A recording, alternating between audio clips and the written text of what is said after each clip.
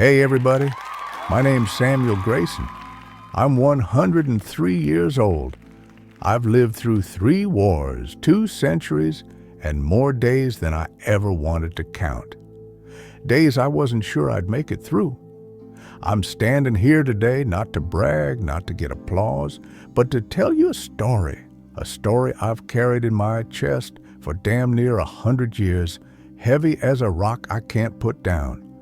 This ain't about victories or medals. This is about the people I loved, the ones I lost, and this little harmonica, the only thing that kept me from falling apart in the dark.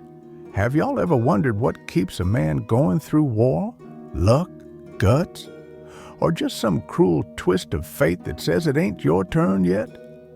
I've asked myself that question every night, lying there with the sound of bombs still ringing in my head, even though the fighting stopped decades ago. I don't have an answer, but I'll tell you this. War don't ever let you go. It sticks to you like a ghost, whispering the names of the ones who didn't make it, right when you're trying to close your eyes.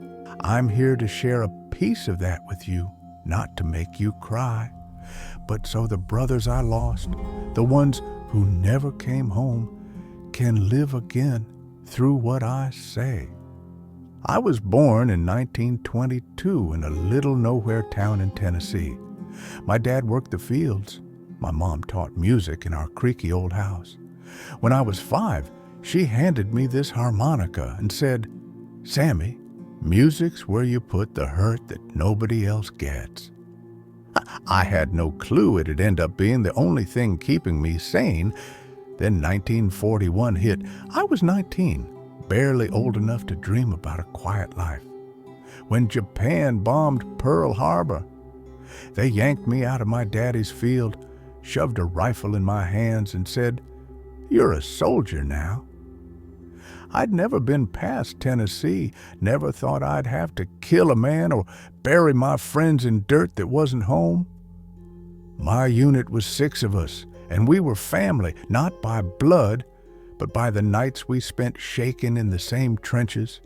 There was me, Samuel Grayson, Eddie, this loudmouth from Texas who cracked jokes with bullets flying over his head.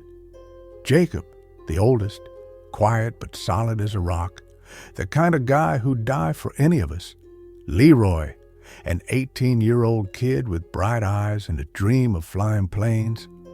Mary, our medic, tougher than anybody I ever met. And Benjamin, my best friend since we were kids, always carrying a little Bible close to his heart, like it could stop a bullet.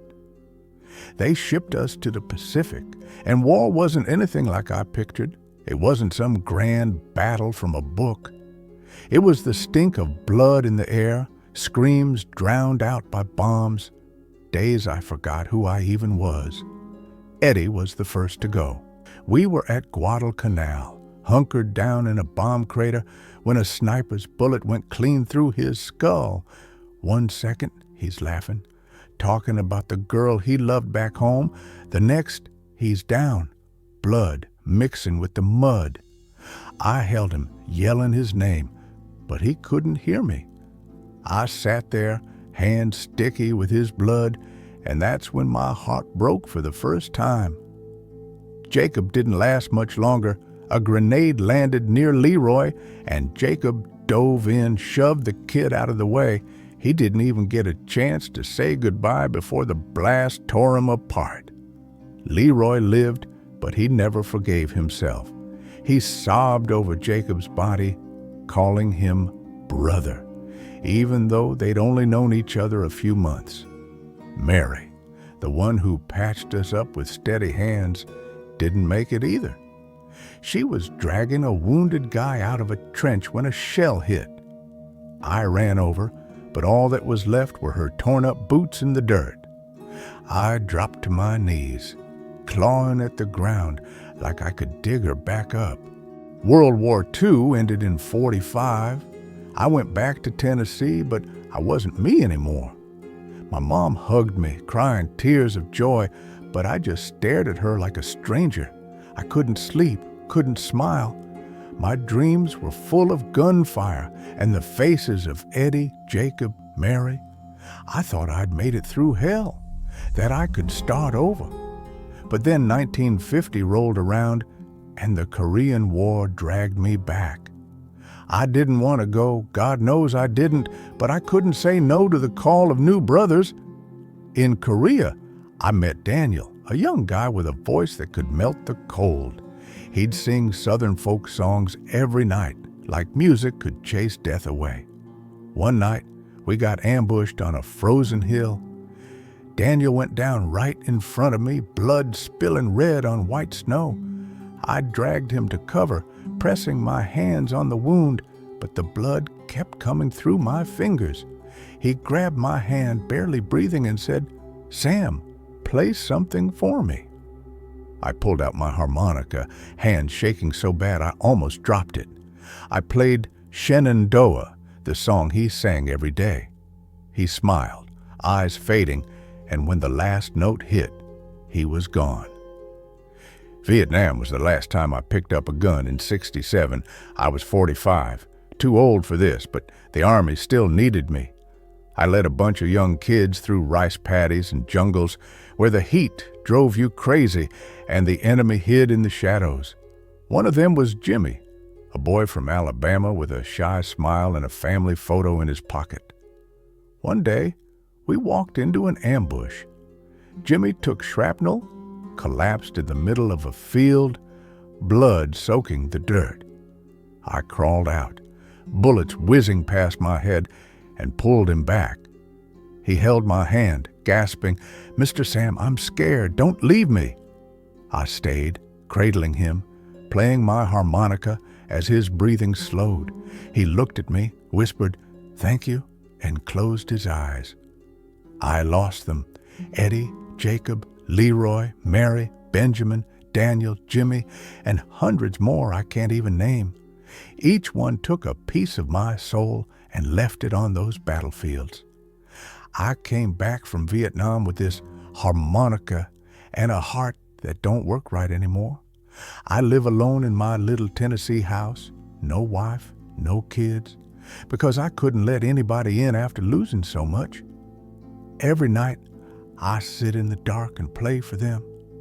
I play to remember, to say I'm sorry, to tell them I haven't forgotten. Some nights, I wanted to stop breathing, but I couldn't. Not when they gave everything so I could keep going. I'm 103 today. I've lived too damn long, longer than the ones who should have grown old, fallen in love, chased their dreams. I'm here, not for pity, but to tell you, war ain't the hero stuff you see in movies. It's dreams stolen, names erased, scars nobody can see.